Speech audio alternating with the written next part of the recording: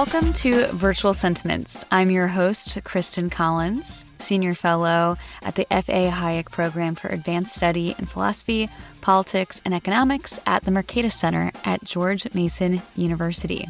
On today's episode, I talked to Dr. Henry Farrell, political economist and SNF Agora Professor of International Studies at Johns Hopkins School of Advanced International Studies. He works on a variety of topics at the intersection of technology and politics, especially international institutions, trade, and how the internet, AI, and other digital technologies impact our information environment and democracy more broadly. We recorded this episode on January 7th, 2026. That means that I booked Henry before he appeared on the Ezra Klein Show. But on a much more serious note, Henry and I focus on his work on tech and AI. But we were also talking in the shadow of the U.S. military intervention in Venezuela. Now that the U.S. is at war with Iran, this conversation feels particularly prescient.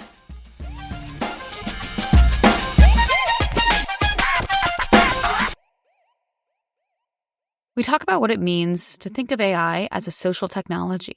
This is an argument that you can read in his co-authored article with scholars Alison Gopnik, Cosma Shalizi, and James Evans, as well as related blog posts at his blog at Programmable Mutter. Thinking of AI as a social technology means, instead of treating a large language model, for example, as analogous to a single human individual, we see the models as representing collections of social knowledge or complex systems for processing large amounts of information, much in the way that political economists treat existing institutions, including markets and bureaucracies. We also discussed the notion of an AI bubble. Now, for the past year or more, there's been increasing debates about whether AI is a bubble. While we don't focus on the speculative debates about a financial bubble, we talk more about the risks of ideational bubbles or a disjuncture between perceptions and reality when it comes to AI. Not just on its own as a technological innovation, but how it might fit into our political economy. If our predominant narratives about large language models end up failing to be borne out by reality, whether that's because the tech is just limited or because our political economic system fails to properly integrate this technology in ways that genuinely benefit everyone, then those narratives will collapse. That's why we need dissenting views and alternative analogies, like AI as a social technology, already percolating so that we can put things back together better. I'm grateful that Henry joined the podcast and shared his insights with us. I hope that you enjoy this conversation as much as I do.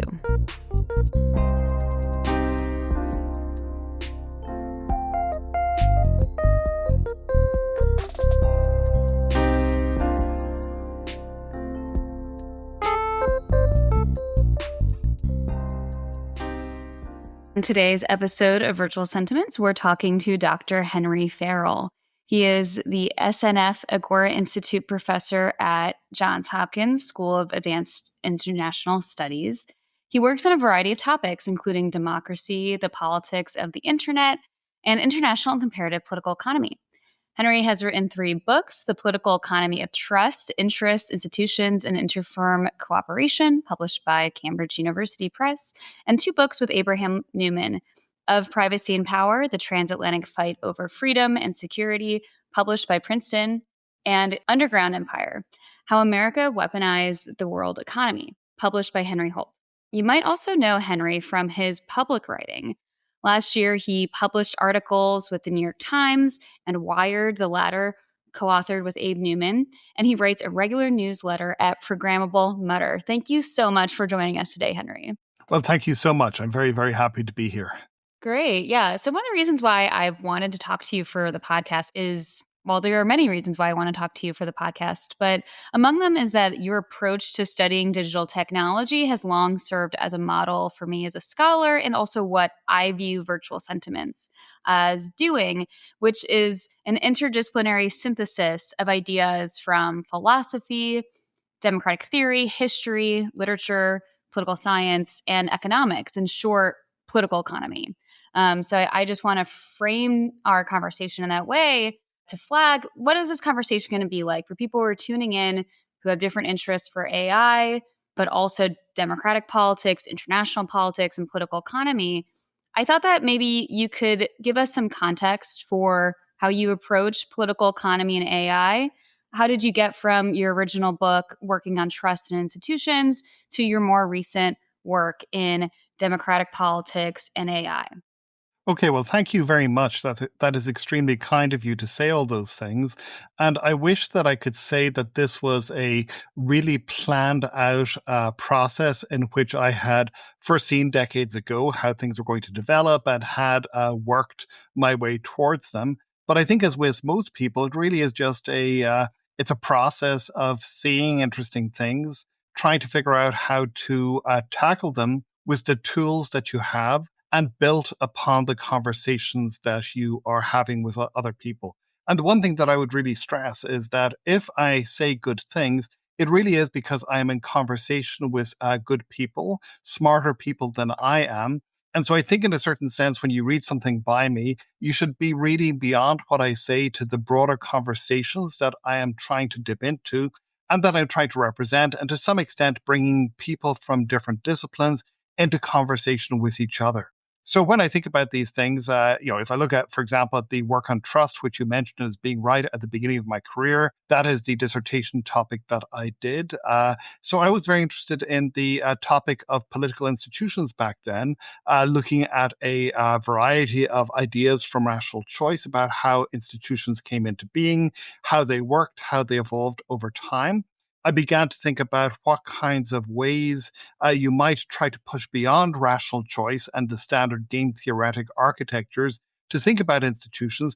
And this led in weird ways to discovering people who are working on different topics, different ways of thinking about social life, and hence to a lot of the work that I have done since on democracy, and also through strange byways into the kinds of things that I'm interested in talking about when it comes to AI. So this is really, I think it is not a very planned process. Instead, it is a kind of accumulation over time of weird interests, of conversations that I've been engaged in, and trying to pick and choose from among these conversations and really trying to weave different thoughts from different people together in order to produce an understanding of a reality, which I think all of us are really struggling with because it doesn't necessarily fit into many of the standard ways that we have had about thinking about things in the past.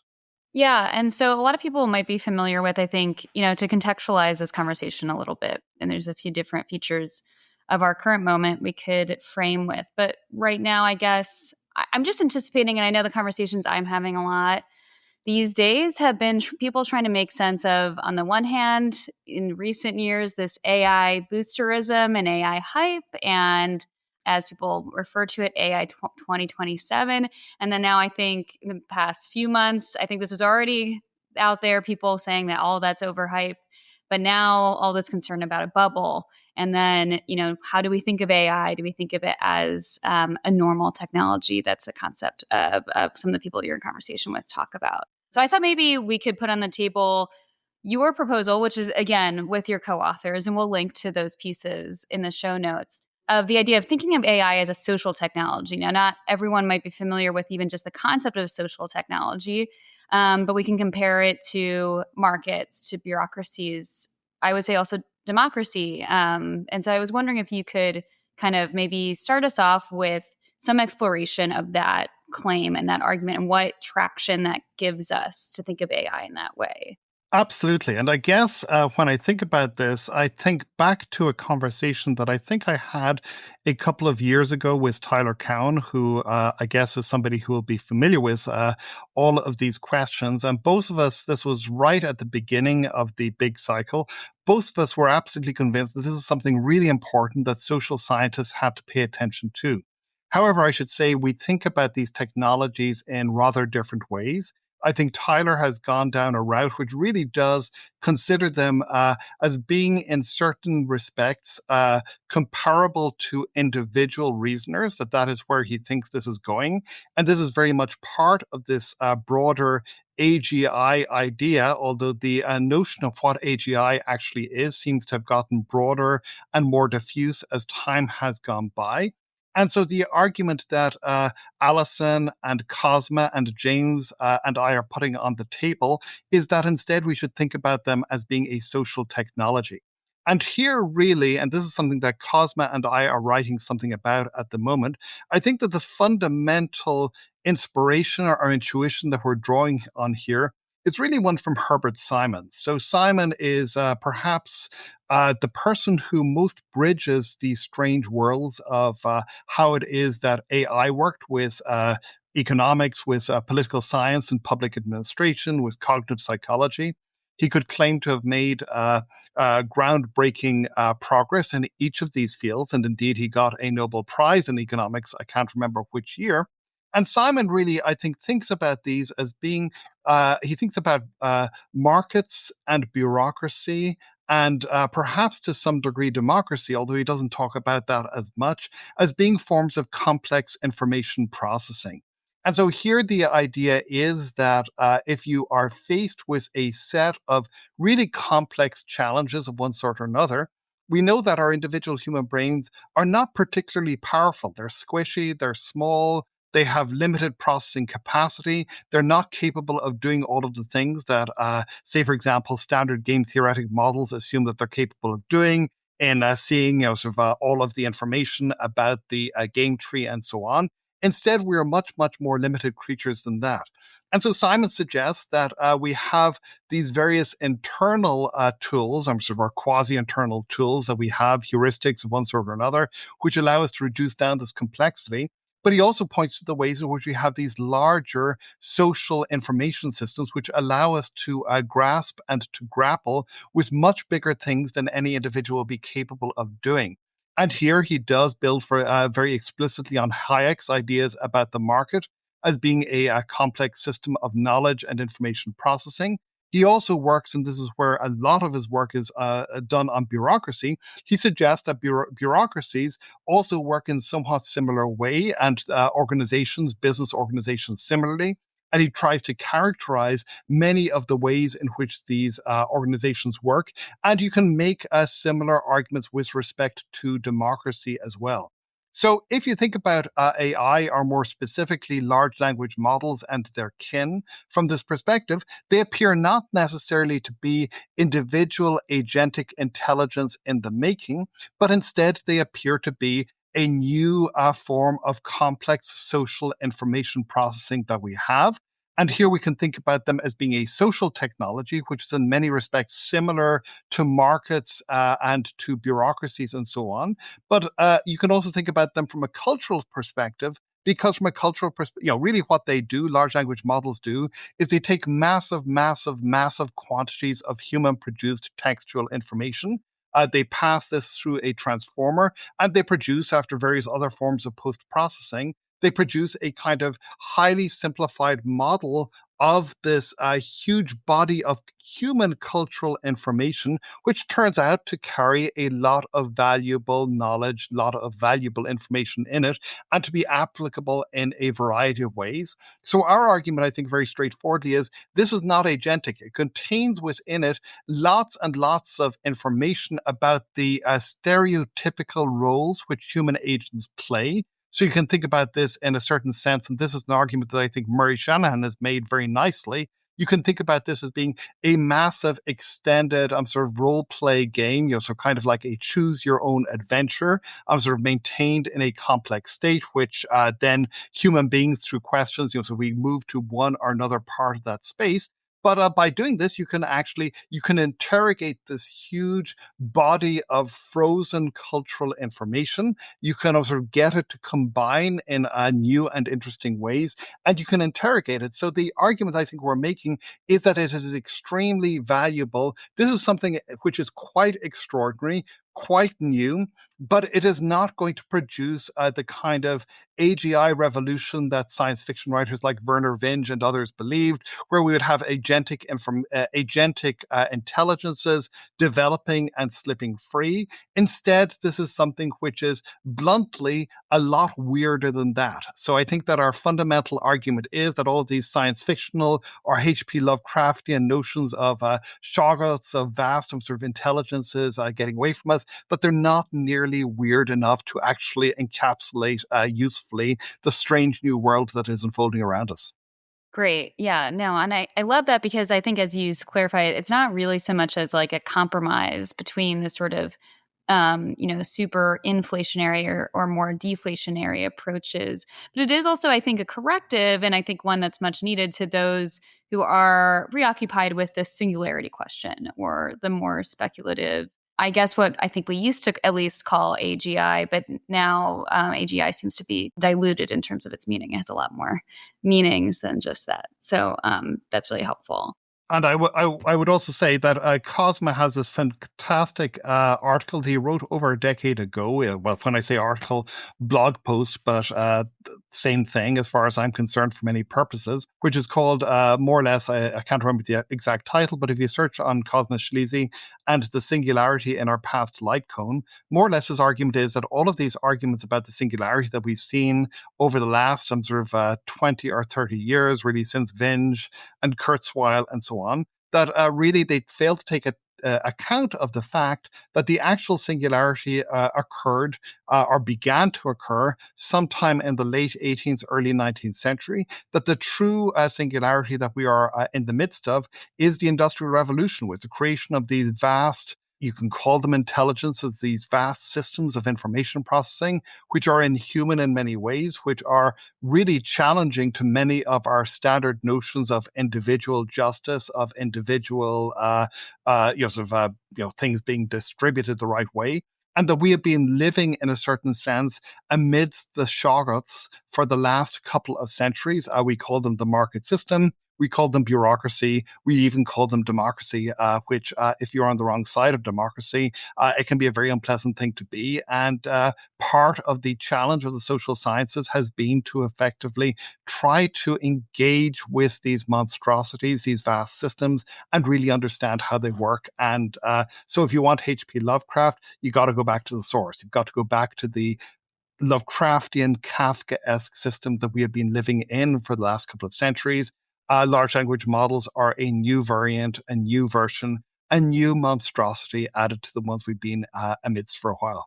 Great. Yeah. And that's an excellent segue to what I wanted to get into, which is then taking that approach to AI, to LLMs, and, integrating that monstrosity into these other monstrosities that we're talking about. So we could talk markets, we could talk democracy, and how they interact. And so you have a lot of great work on democracy and what's known as literature on deliberative democracy, on epistemic democracy. But what I love about your work is that you're also, and you and your co-authors again, are critiquing some of those approaches because, and just to frame this a little bit more, in our last season we talked with Chris Rose at Meta, who works on, or now he has left the company, but at the time he was working on the company's community forums where they use deliberative democracy practices in conjunction with their partner at Stanford's Deliberative Democracy Lab to try to get kind of user feedback on policy and ethical questions around generative AI. And so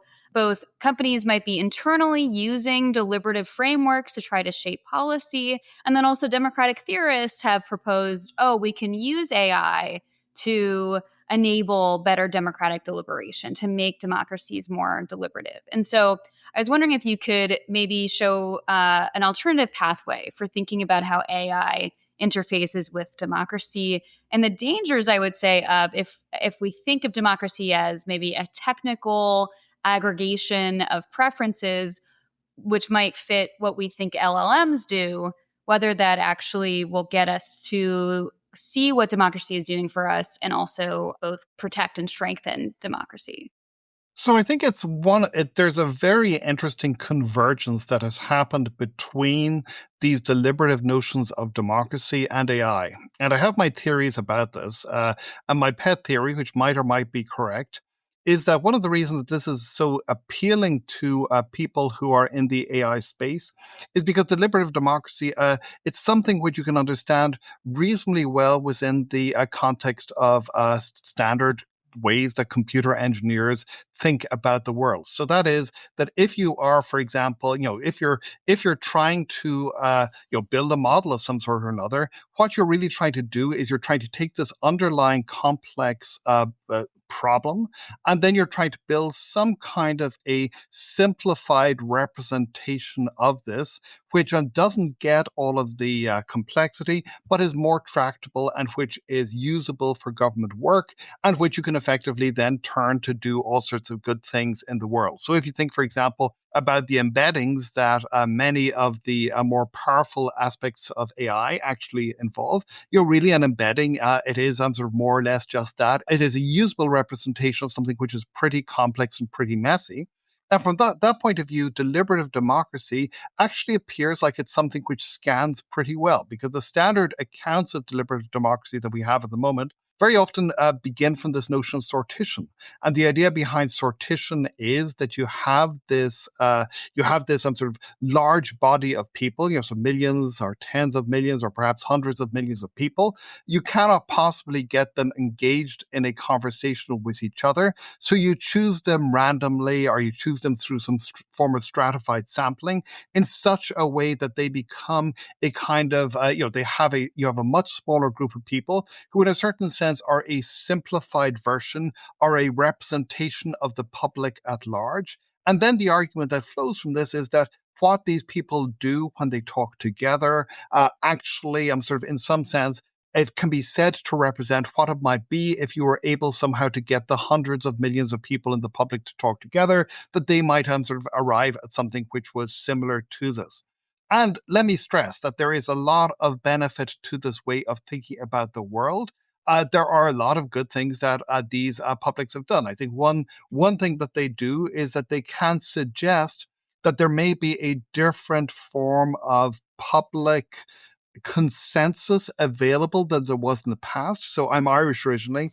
And one of the interesting things that we saw, sort of one of the reasons why Ireland was among the very first countries to the table on marriage equality was because this had been effectively turned over to something which was loosely speaking, a deliberative mini public of this sort. And the fact that this mini public arrived at a consensus that suggested we needed to move towards equality also suggested, I think, to this much broader public, this in what had been, when I was growing up, an intensely Catholic country, it suggested that there might be different possibilities which were out there. So I think that this is something which is really valuable and really important.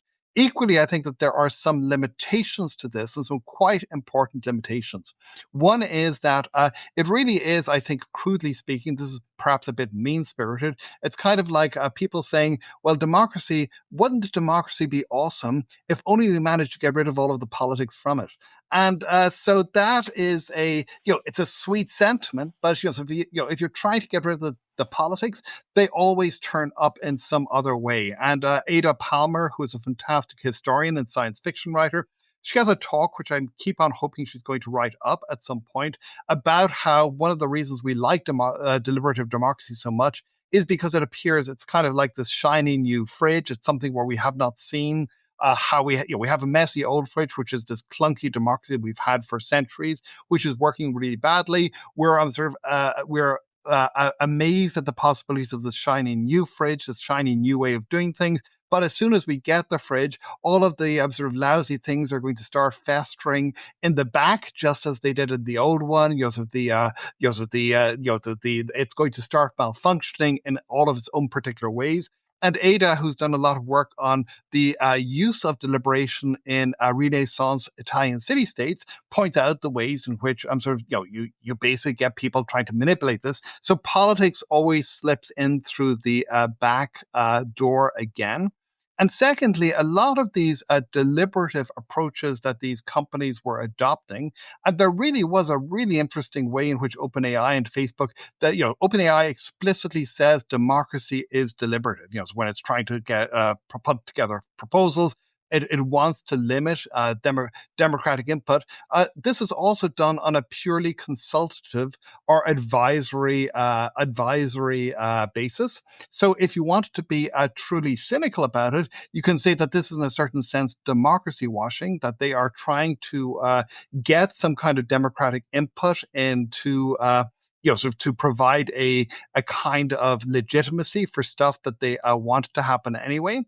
If you are less cynical about it, you can point to the ways in which many of the questions that they were exposing to these forms were of deliberative democracy were the questions. These were the real pain in the ass questions, such as moderation, which are painful political problems which don't touch directly on the profit model. Certainly, there was nobody, as far as I'm aware, who was prepared to have deliberative forums on how the money would get spent or on other major things such as that. And if you don't want to be cynical, and so I think I should be absolutely clear here, lots and lots of people who are very seriously putting huge amounts of unpaid energy and attention into trying to do this. You could say this stuff is valuable, it's important, but it is only one aspect of democracy. And actual living democracy does involve trying to, I think, do two things, which do not get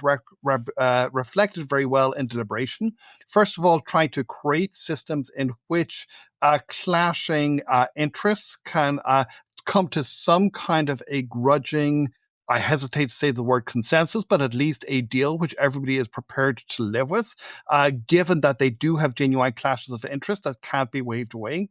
And secondly, trying to figure out ways in which this can turn into a long-term form of political stability. And here, this is, I guess, so people, Karl Popper, for example, has made this argument from a right-wing perspective. Adam Przeworski has made it from a left-wing semi-socialist perspective. You want, over the longer term, you want to have systems in which the interests actually are prepared to recognize that continuing with the system, even if it doesn't make anybody very happy in the short term, is the best thing in the long term for everybody.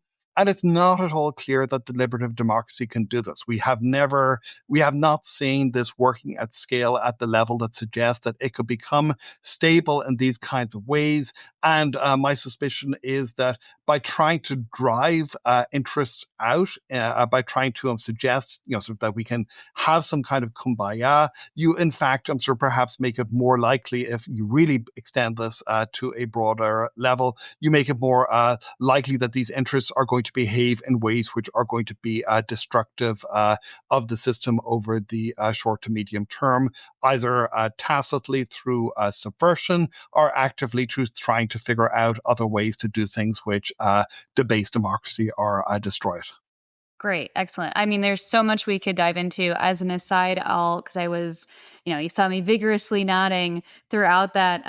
But I especially like the point about when we're talking about these deliberative processes as a part of company decision making. I would also expand that to sometimes our policy debates. Often it seems like a lot of the questions that are put on the table, and maybe it's partly because of the interests of the different parties involved, including politicians, are things like content moderation, but not so much things that would actually affect the profit model. So things like data collection, that not that there hasn't been work around data, especially with GDPR and things like that, but the way in which, a lot of these issues come into play have to do with targeting the actual people who are going to be most susceptible to certain messages, those types of things. Content moderation isn't just about kind of what gets shared, but it's how that gets disseminated through the data practices that are collected. And so it's interesting to keep that in mind.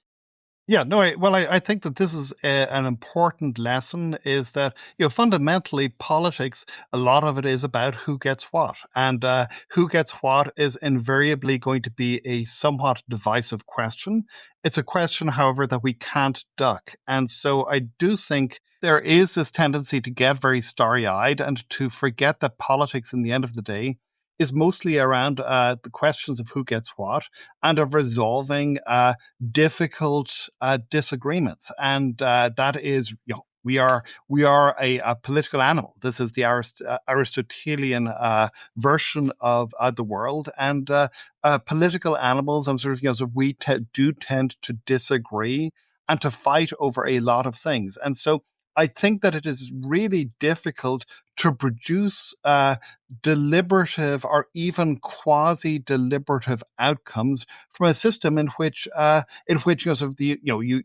you really do have these disparities of power and these disparities of interest. And I think one of the stories that we've seen about AI is that when we see clashes happening between the profit model or the questions of who is in charge and the more notional attitudes of how it is that we are doing this stuff for the protection of the human species, we do see that typically the interests win out over the starry-eyed aspirations. And the most obvious example of this, of course, was when OpenAI, when Helen Toner and others on the board sought to oust Sam Altman. And very quickly, it became clear that the aspirations of OpenAI towards sort of helping the world were only going to continue so long as they went together with some kind of a plan for making money. And we've also seen this, I think, happen in a much milder version with Anthropic, which I think has done a much better job than OpenAI in actually trying to keep to some of these aspirations. But we've seen Dario Amodei say that he needs to go and get money from authoritarians because if you are to make these models, you need huge amounts of investment, and you cannot afford to be too finicky about this. So I think that this notion of AI as being fundamentally apolitical, fundamentally about the betterment of the human species, really, it is not, I guess, to use a term from economics, it is not an incentive compatible set of aspirations. Great, great. Yeah, I mean, depressing, but realistic, let's be honest, right? And I think also that gets us to this broader political economy that everything's a part of. So even if ideally, in an ideal world, you could have technology developed and implemented free from, let's say, political concerns, but they're all integrated. It's going to be inherently a part of it. And so I want to dive in more to that model of democracy that is more about understanding kind of what we would say agonistic, or about disagreement, about competition between coalitions.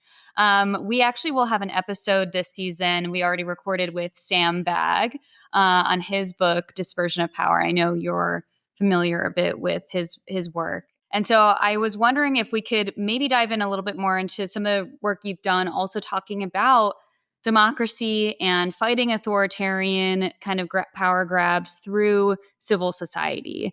And how should we understand civil society and its potential role in liberal democracy? And then also how AI, both kind of the development of it, so let's say in the sense of like the policies that shape how companies develop their technologies and how companies might lobby the government to try to shape those policies, but then also AI fitting into this broader kind of digital media infrastructure that shapes the formation of what we also refer to as publics, and that kind of coalitional space within civil society as well. Sandbag, it's not surprising that we should come up with the same kinds of arguments and ideas because we belong to the same intellectual family in terms of mentors and co-authors and people like that. And he also has a really good piece that he wrote recently, trying to bring together some of the literature in cognitive psychology with the broader understanding of democracy, which I think really resonates with a lot of the things that I think here.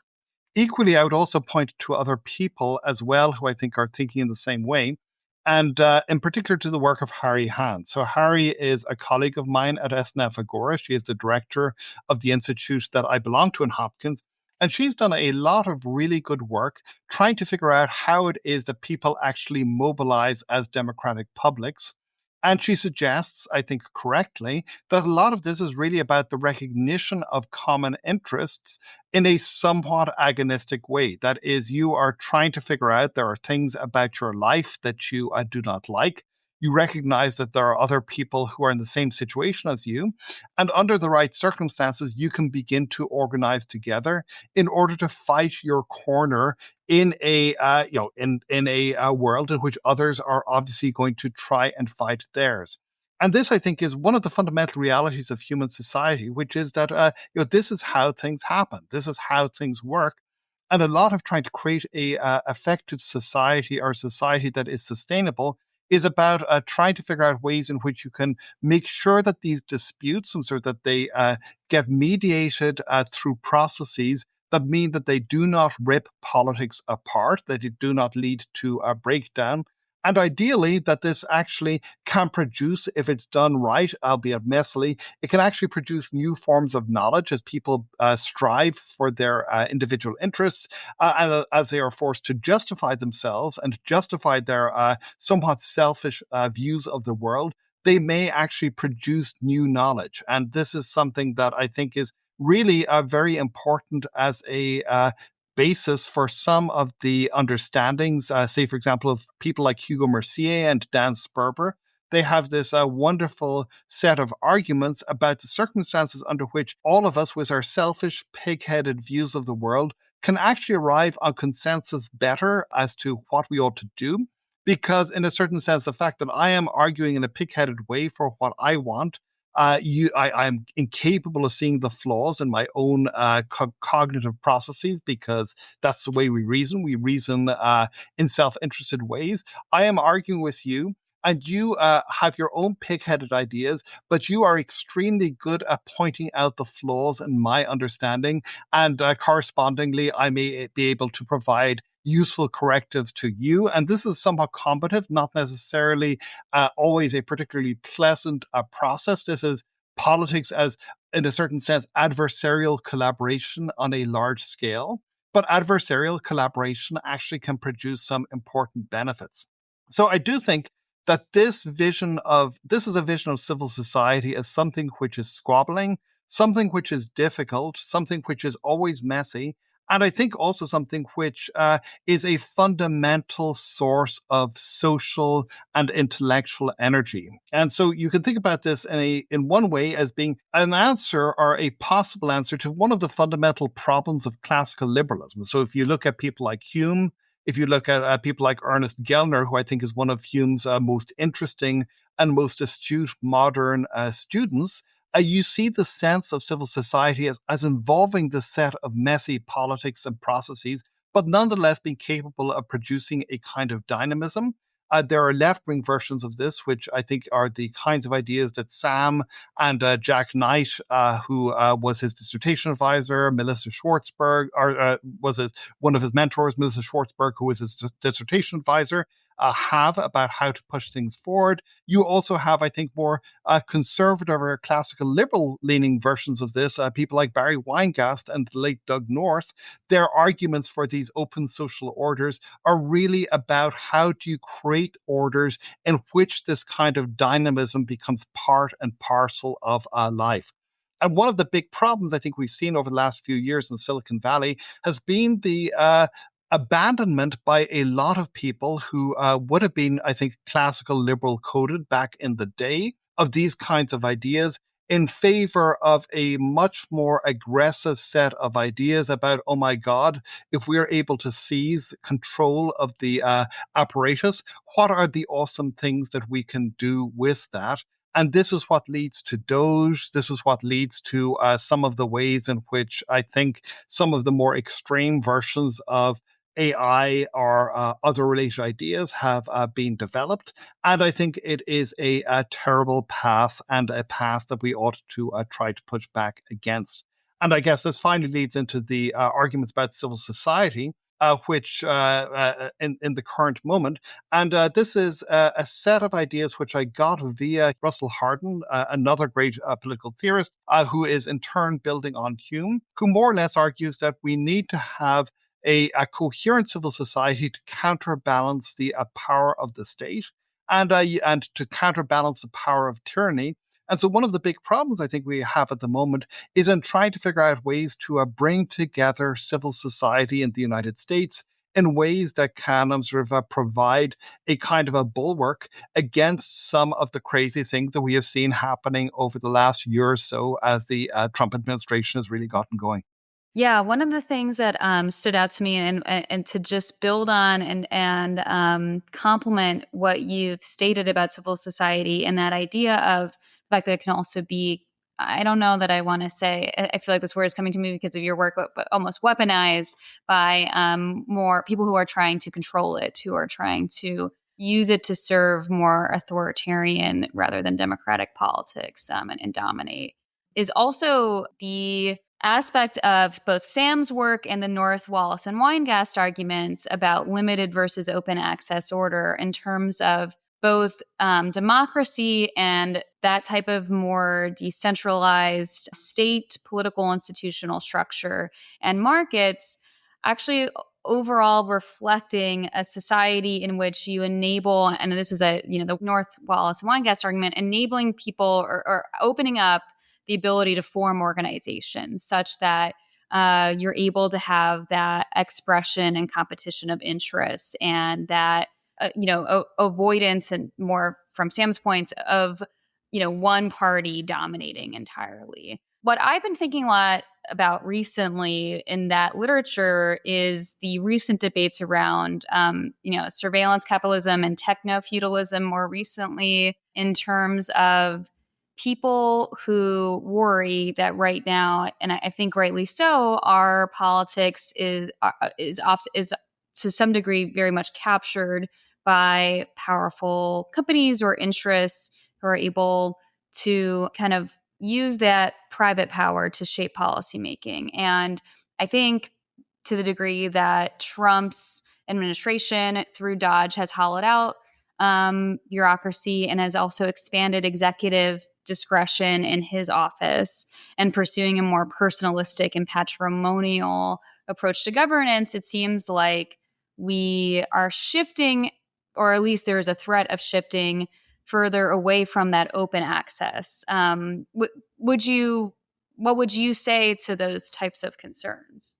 So I think that there is a whole body of work that we've only begun to engage in, trying to figure out, and this gets back to the question of Herbert Simon and representation. So if you think about how it is that democracy works through publics, and publics to some extent are a product of the representational technologies that we employ. So it used to be, you could think about it in a certain sense, the town hall meeting of Massachusetts as being one form of representation of what publics are. You look around, you see the people around you, and you take a gauge from the people who are yelling about this or that problem as to what the public, quote unquote, thinks. That turns out, of course, to involve sort of fundamentally rich dudes tend to predominate there, as in many other aspects. You look at other technologies such as opinion polls. This is work that Andy Perrin and Catherine McFarland have done, suggesting that we should think about how it is that opinion polls and survey evidence also constructs publics. It constructs our understanding of what the people around us think. And now we have these social media which do the same thing, and very often construct these rather stripped down understandings of what the public actually says and believes. Partly this can be through direct manipulation. And this is one of the problems, I think, with Twitter/X, that it very clearly is fundamentally shaped by the political preferences of one very far out there on a variety of political questions person, who I think really does dominate. It's kind of like one of those Philip K. Dick novels such as Ubik, in which you find yourself in this weird alternative universe which always seems to trend towards the ideas of some particular individual entity who is rather malign. But you have that, but you also have ways in which crowds or publics can become self-sorting or self-creating, which is that even in the absence of these forms of manipulation, we got a lot of congelation of crazy happening through social media as people who are angry or unhappy with the world, effectively they find each other and they construct these vast, distributed, somewhat conspiratorial understandings of how things actually work. So you look at the you look at some of the strange ideas which were circulating around anti-Semitism and so on. These, I don't think, were the product of manipulation by powerful individuals, but instead they're the product of people finding each other and reinforcing each other in these conspiratorial beliefs, and also believing that there is a large public who is like them, and that this is fundamentally sort of the default position of other people, because the only people who they are exposed to are people who share this particular set of beliefs or perspectives or whatever. So you have this extremely messy and complex set of systems arising. Equally, I think these systems don't necessarily work as well or as perfectly as people think. So that I think, sort of, if you look at, for example, how Elon Musk has tried to use Grok, so if you try to press the button to get people to adopt more right-wing views, and then you discover that Grok declares itself to be Mecha Hitler, because it is very, very hard to fine-tune it towards precisely that position on the spectrum that you want it to be tuned towards. I think you're going to find also a lot of other similar disparities or points, so where efforts to manipulate turn out to have unexpected consequences, because these are tools that are not necessarily, these are not purpose designed for manipulation in quite the same ways. And it turns out, if you use prompt engineering or RLHF to push it in one direction, there can be all sorts of incredibly unexpected consequences, because these are complex and poorly understood systems in which you really do not understand how it is exactly that if you're diving into the actual connections and that these systems form, these connections are often extremely difficult for human beings to actually understand how they are made. So I think we are in a world, and I mentioned Philip K. Dick, and this feels to me like a really Philip K. Dickian world. So those who are not familiar with him, he was a somewhat paranoid science fiction writer of the primarily did his work in the best work in the late 60s, early to late 70s, who saw this world in which on the one hand things work, so there is a lot of paranoia in the air, there's a lot of conspiratorialism. There's also real reason why you want to worry about manipulation happening, but none of this stuff works quite in the ways that anybody expects it to work. And so I really think that is the world that we live in. And so we see these publics being constructed, which are, in a certain sense, they are sometimes the product of manipulation. They're sometimes the product of people congealing together around shared and elaborate fantasies, but they are not as uniform. They are not as much the product of a single system as you might think. Instead, they're much more organic. They're much weirder, and perhaps there are ways, but we need to start figuring out this. Perhaps there are ways in which you can begin to counteract them on the collective level, rather than trying to individually persuade people one by one away from them. That makes total sense to me. But I think as people worry about these publics, there seems to be some appetite for some discussion around potential policy interventions. And so I guess I am curious of your sense of the particular conditions we're in right now under the current administration, in terms of anticipating how policy around AI might shake out, and the degree to which that is likely to be subject to the influence of a truly diverse and pluralistic set of interest groups and members of the community versus something more mercantilist in nature, or, from a public choice perspective, a regulatory capture or state capture problem. Okay, so there's been a huge there's been a very substantial change, of course, from the Biden administration, which I think was a kind of a crystallization of a somewhat incoherent, sometimes crystallization of two sets of concerns. One was a set of concerns about geopolitics. I think this was probably the dominant perspective, which was a worry that a genuine worry among many senior people that AGI was going to happen. And we damn well wanted to make sure that it was good old American AGI rather than AGI with Chinese characteristics. So there's this geopolitical competition, which leads to the encouragement of the labs, places like OpenAI, to keep on making progress, for fear that China will get there first, and a lot of other controls such as semiconductor controls and whatever. And then on the other hand, there are genuinely, there are people in the White House who are worried about how it is that, what are the social consequences of these technologies. They don't have the capacity to bring through legislation because there isn't sufficient agreement on that. but they're trying to use whatever instruments they have in order to make sure that there's some degree, at least, of thinking through the consequences before all of this stuff becomes a becomes a fait accompli. So Trump administration seems to be surprisingly the opposite on both of these, which is that it is more or less some sort of go ahead as quickly as possible, all guns blazing. Much less interested in controlling Chinese access to AI, instead wanting, in somewhat rather unfortunate language, which I think was used by Howard Lutnick, to hook China and the world on United States AI. That, if you're dealing with a China that has memories of the Opium Wars, that is perhaps the least politic way you can express this proposal imaginable.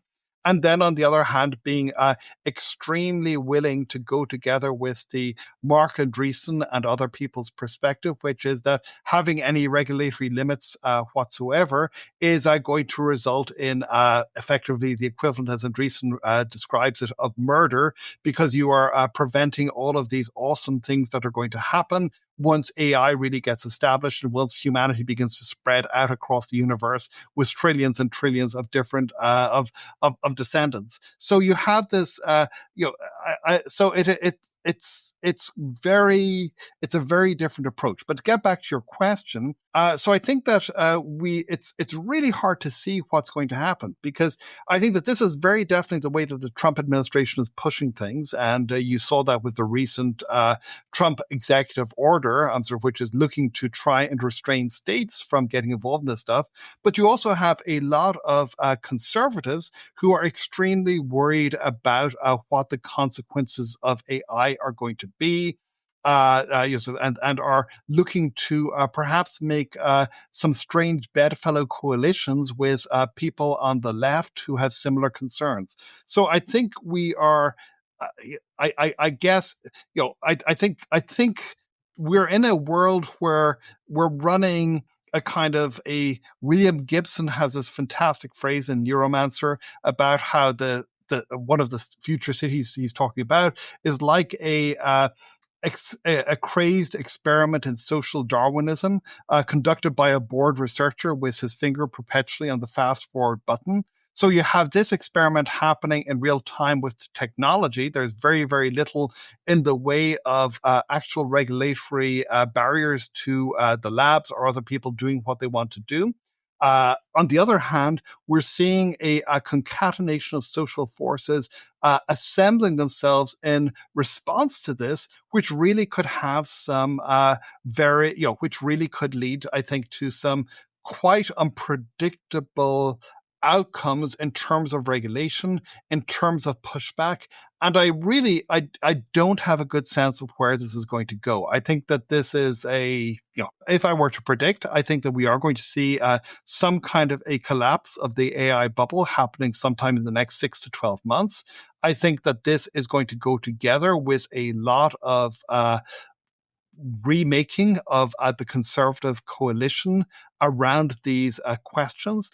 And then I guess one of the interesting question is, to what extent do people on the left, to what extent do centrists who are also concerned with these issues, do they have the opportunity to make their own plays? And also, to what extent does this shake up some of the internal dynamics between the labs, where we have, I think, quite different approaches being pursued, certainly by Grok, sort of with, as we speak, the effective pornification of underaged women and of other women, sort of as being, sort of more or less, this goes together with the business model. If you don't like it, sucks to be you.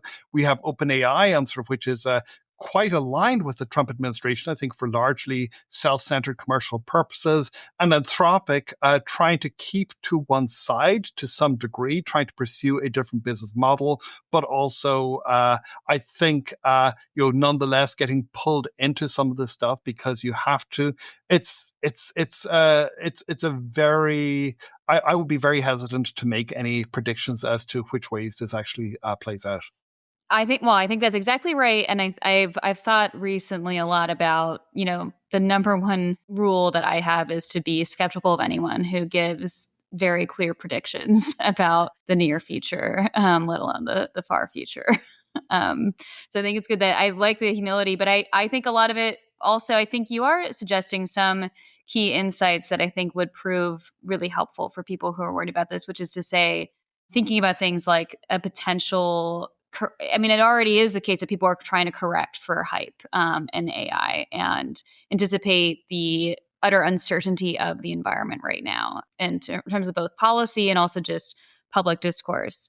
The thing that I wanted to add to that, to sort of probe a little bit further, was that question of if we see something like an AI bubble bursting, which I don't. So let's not get too speculative about that.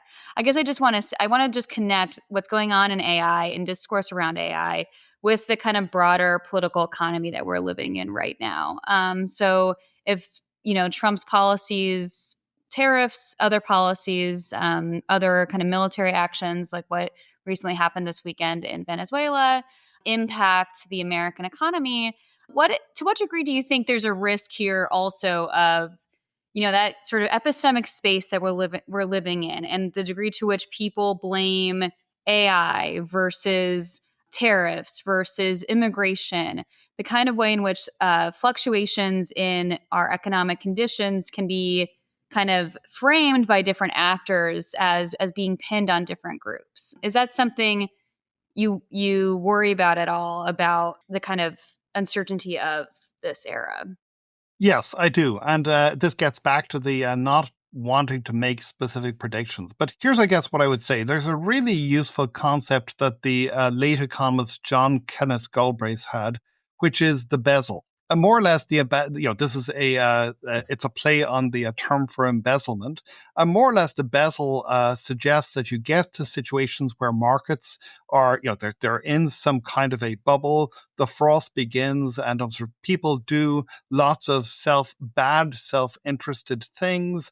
They engage in various forms of fraud, and nobody wants to call them on this because nobody wants to stop the dance while the music is still playing. And then suddenly it all comes apart and the whole damn thing collapses. And suddenly you discover that a lot of the apparent imaginary wealth that you had basically was nothing. It disappears, and lots of people are left caught out.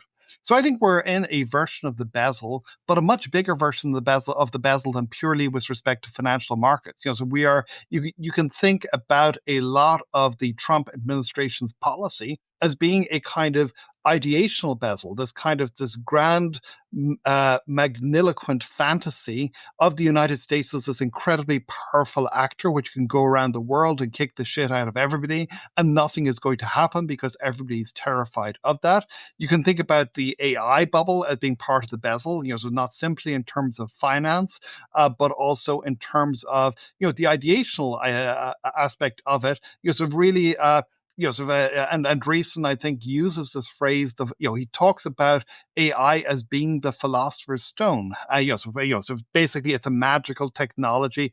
Everything can be done with it, and the important point is that these different forms of bubble, the financial bubble, the intellectual bubble, the American power bubble, they're intersecting in ways which are mutually reinforcing. So that it seems, it seems like we are living in this incredibly weird, fantastic world in which in which everything is possible. At some point, that breaks down. At some point, that crashes, and we also. So we are not going to be able to map out the particular relationships until ex post. So we don't even have a very good idea of what the financial investment relationships are sort of among the AI firms, let alone of the various sketchy stuff that is happening around people connected with Trump. And so that does, if you want to be optimistic about it, that is a moment which provides a lot of opportunity for those who have not been directly connected to try to reframe the story to some way, to some extent, and to try and sort of provide a more realistic understanding of the strengths and the weaknesses of the possibilities we have and the possibilities that we only imagined that we have. Equally, I think that part of the problem is that you have lots of people. So if you think about this in terms of the opponents of Trump, so many of them are bought into some greater or lesser aspect of this to some degree. We have no idea, sort of how much, sort of if this house of cards comes toppling down, what major structures in society effectively are built on sort of with some sort of the ace of spades, sort of is supporting something which turns out to be incredibly important, there's financial investments, et cetera, et cetera. So we are in a hugely messy, in which things could go very bad, as well as things sort of perhaps sort of correcting in some value, in some way that is to everybody's benefit. So I really, all I can do is say that I hope that we have the nous to figure out how to try and pull this stuff together. So that there are people who are prepared when this stuff happens to push this and to figure out ways of connecting with the public around these ideas, building better public understandings, in a certain sense, building publics that are not distorted in these kinds of ways, and that we don't, so that we don't just sort of act in a passive way, which allows sort of those who are in important ways responsible for the problems to create self-glamorizing narratives about how it was all, in fact, somebody else's fault. So I do think that this is something, academics like me, clearly, I am nobody's idea of, you should not go to me for advice on how to undertake specific political strategies. So this is something that I have absolutely no way of doing more than I'm sort of shouting from the stands like the rest of the punters. But I do think that what academics can do is to try to build structures of understanding which help to simplify some of these problems in ways that make them more visible, more connectable, and then hopefully provide people who have a better understanding of how to engage politically with tools that they can use. That's great. And I think that also gets back to the conversation we were having earlier about like an agonistic vision of democracy, and also democracy being about a system in which you have multiple parties who buy into repeated games, who buy into the system because they might lose, but they might win again. And it's better to keep that kind of system in place than to try to dominate and then risk losing out in that sense. And that means that when crises of different kinds happen, whether financial or more ideational, we have other people with other perspectives who have been free to explore and argue and defend that can provide us with kind of alternatives or at least answers. It actually reminds me, and I don't know, I know we're coming up on time. And so I do also just a general invitation for you to share anything you haven't gotten a chance to share. I know there is so much more we could have talked about, although we luckily did cover a lot, even if we didn't literally cover inshittification, which I thought was a good, your use of Cory Doctorow's term with Abe Newman to describe the kind of current also kind of state of American hegemony in international relations. So invitation to get into that, but also flagging that for listeners.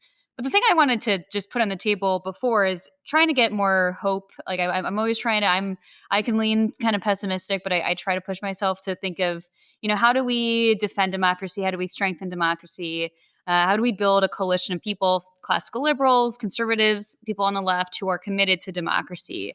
And one thing that I was thinking a lot about with the North Wallace and Weingast work that we've mentioned a little bit is they talk about how the founders didn't really appreciate political parties, partly because of this kind of long Republican tradition that was fearful of factions. And it turned out parties are also just the ability to form organizations, including political organizations, would be crucial to defending and creating what we know as open access societies, to democracy, to markets, to economic prosperity and political liberty.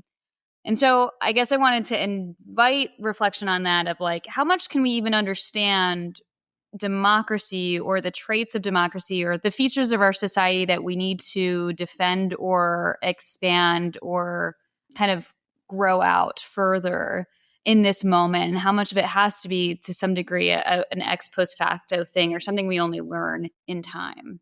Well, I think that this gets back in some weird ways to some of the things we talked about at the beginning of the conversation, which is that we are in a world which is fundamentally vastly more complex than individual thinkers can actually figure out. I think, and I think that is, that's one of the fundamental challenges we face. The world is too complex. The second is that we are invariably going to disagree on this complexity, and we're going to disagree in ways which are necessarily going and inevitably going to be kind of self-centered. So I don't think, I simply don't think that we can come in, that anybody can come in with any sort of grand master plan for here is how to do things, here is how to respond.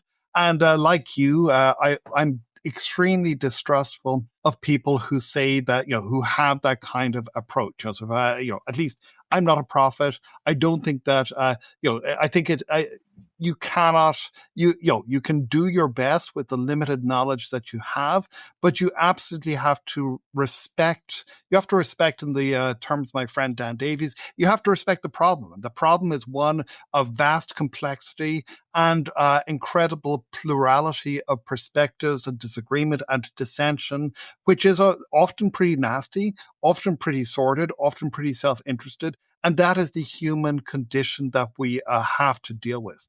So I think that whatever we see is, if it emerges, is going to be organic. I don't think that we have any warrant to believe that there is inevitably going to be some magical Hegelian synthesis or other process of history where we're inevitably going to get to somewhere better. But equally, I think that there are possibilities that we cannot see for better worlds out there.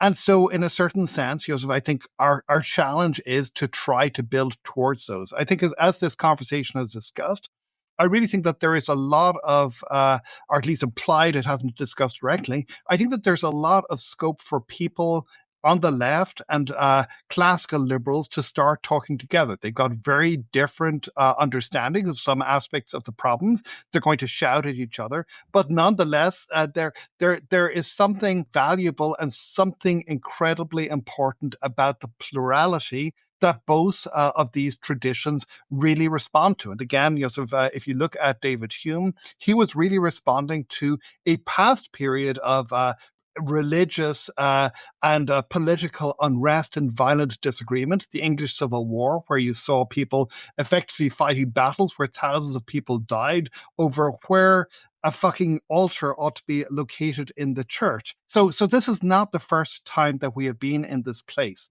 And I think that it's a huge mistake to try to foreordain, here is this institutional design, or here is this other weird trick, which will allow us to get out of this problem that we're in. But trying to figure out what are structures in which people with plural understandings of the world can come together and can actually begin to try to work, sometimes grumpily, sometimes reluctantly and grudgingly, towards a better world, and at least have that minimal degree of mutual respect and mutual toleration that allows them to understand this. I think that's if we can get to a world in which that is the common focus of a lot of people, of the politics, of the people who care about it, that's a much better world than the world that we're in, and also a world in which we have a much greater chance, I think, of discovering some of the happy possibilities rather than being plunged into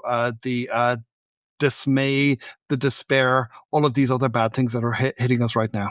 Great. Now, that is a perfect note to end the conversation on. So thank you so much. And it does make me excited to keep having these conversations on the podcast, but also off the podcast with people all across the spectrum too, and that building of systems of understandings and of structures of pluralistic contention. I love that. So thank you so much for joining us.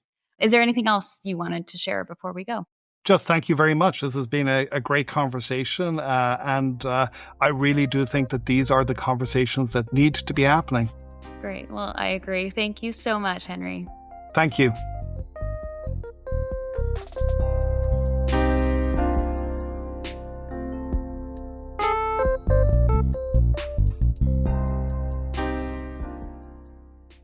I'm so grateful that Henry discussed his work with us on the podcast. And as usual, I'm going to conclude by emphasizing a few of the points that we discussed, especially in light of all that has happened since we first chatted in January.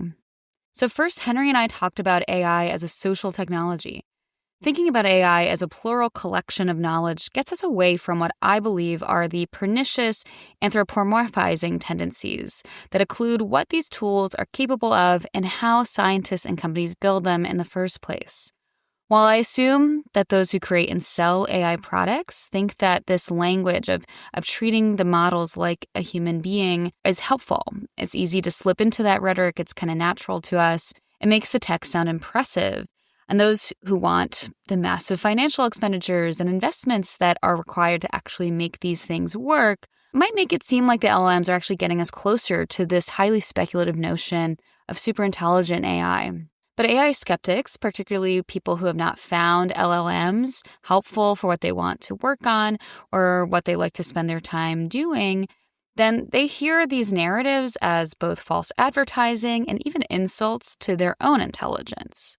It's also worth noting here that there's a fair amount of debate within the industry as to the limits of LLMs. Some leading computer scientists, though they do not deny how transformative these technologies are, still say that we need to focus on what's known as world models to really pursue the major transformative advancements that some attribute to the future of LLMs. So some of these thinkers are Fei-Fei Li and Yann LeCun. If you're interested to hear more about Fei-Fei Li and how she impacted the field by creating ImageNet, then please check out my March 13th, 2024 episode with AI expert John Koffold. Henry and his co-authors draw on the work of Nobel-winning economist and major figure in the history of computer science and artificial intelligence, Herbert Simon. Simon modeled complex information processing systems. Interestingly, in his work, he talks about how the brain can be seen as such a complex system. However, as Henry and I discussed, we as individuals have major cognitive limits. So we rely on social, political, and economic institutions to coordinate amongst ourselves, gather, create, and disseminate knowledge as well. Henry mentions that Simon was influenced by F.A. Hayek's theory of the market. So to expand on that a little bit, for Hayek, private property rights enabled people to engage in voluntary exchange, and it allowed information about supply and demand to be communicated through prices without even the individuals involved necessarily being aware of the reasons of why there might have been, let's say, a fall in supply or an increase in demand. But these changes help everyone in the decentralized system know where to allocate resources most effectively. Whether a centralized system without private property rights could do this was the crux of what was known as the 20th century economic or even socialist calculation debates. Now, this theory can also be applied to other institutions that coordinate knowledge among individuals and groups. Applying this theory of social technologies to AI means that we should see LLMs and other models as being trained on a massive collection of human-generated textual information, and they create a kind of simplified model of this collection of cultural knowledge. When the user prompts the model to generate a particular kind of output, that is generating a particular limited representation of the body of human knowledge on which the device relies.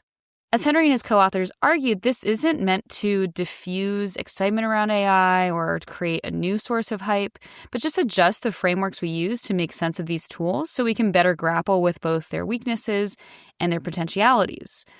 Much as the Hayekian theory of the market prompts us to think about the legal and political institutions that make prices possible, I like that thinking of AI as a social technology rather than just as a reasoning agent helps us think about the kind of engineering choices, including policies implemented by companies, that structure the model and the user's experience using the model, as well as the outputs they end up receiving in response to their prompts. If we zoom out further, thinking critically about the design features of an AI model means that we start thinking about how the broader political economy and all these other institutions shape the decisions that go into the design of that model in the first place. Henry and I talked about the tensions between companies like OpenAI and Anthropic professing how much they want to build AI that benefits humanity, while admitting that they actually require vast financial investments that incentivize them to do business with authoritarian governments. This is a perennial question that goes beyond AI, beyond these companies, to things that we experience ourselves in our everyday lives. And this question is this: How much agency can one person exercise in an environment in which they are dependent on a domineering authority with contrary values and interests? Open access institutions like democracy and markets are examples of the types of institutions we've come up with for trying to navigate this issue of constrained agency and the risks and problems posed by domination. If you want to hear more about these different kinds of institutions and why it matters that we think about how our political economy enables collective action and contestation in order to counter domination, feel free to head back and listen to our last episode with political theorist Sam Bagg. While we recorded this episode in January, Henry and I could have addressed this point just within the context of Americans' domestic politics. Recently, OpenAI won a government contract that Anthropic had lost because Anthropic refused to accept the government's request to eliminate prohibitions on the government's use of Claude for domestic surveillance and autonomous weapons use. The government did not simply allow Anthropic to exit the contract, but punished them for doing so, and the Department of War designated the company as a supply chain risk. This is a designation typically reserved for foreign companies like Huawei, and this designation prevents them from contracting with any company that does business with the U.S. government. In ensuing lawsuits, the U.S. government has defended the designation by suggesting merely hiring foreign nationals is a security risk. This is an argument that puts many companies and individuals in danger. In fact, implementing this as a general policy principle would likely destroy America's tech sector, not to mention the lives of many individuals, families, and communities. I'm against this on normative grounds, to be clear, as I think America should welcome people of all countries and allow private companies to employ them. But even the most cynical operator who doesn't share my values could see that such a principle would give away the AI game to China and other countries who could more easily recruit talent. As Henry discussed in his blog post on the DOW and Anthropic dispute, OpenAI may have looked like the short-term winner as they got the contract, but in the end, such a zero-sum, patrimonial, and punitive system means everyone loses. This is a system that seems to be straying far from the open access institutions that I discussed with Sam Bagg in our last episode. And this is where I want to get back to the notion of an AI bubble. I'm not an economist, so again, I largely want to steer clear of the question of whether there is or will be a financial bubble and whether it will eventually burst and to what degree, all of that depressing stuff. But I want to talk about Carletta Perez's book, Technological Revolutions and Financial Capital, The Dynamics of Bubbles and Golden Ages.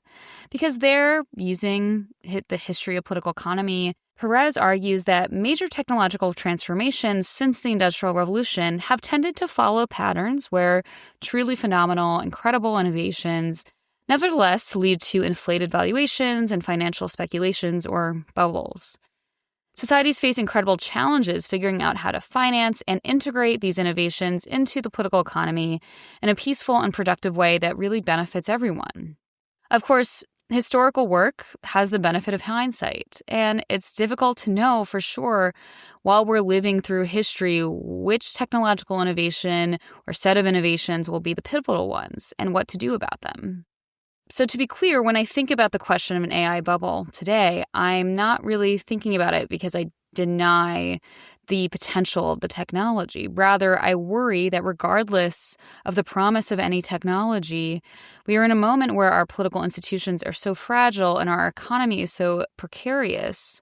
And that's not just because of technological change, but because of domestic and foreign policies, including the war in Iran and its impact on oil and other facets of our economy. I don't have an answer to how we face these challenges, except to plead that anyone who's thinking about AI should not assume that simply prioritizing technological innovation will be the key to solving all of our problems, but also question and think about what kinds of institutions can best support ordinary people, their well-being, and their freedoms, rights, and needs in the U.S. and around the world. Taking advantage of any new innovations for the good of humanity depends on getting those institutions right. Thanks again to Henry for joining me, and thank you, as always, for listening. Till next time.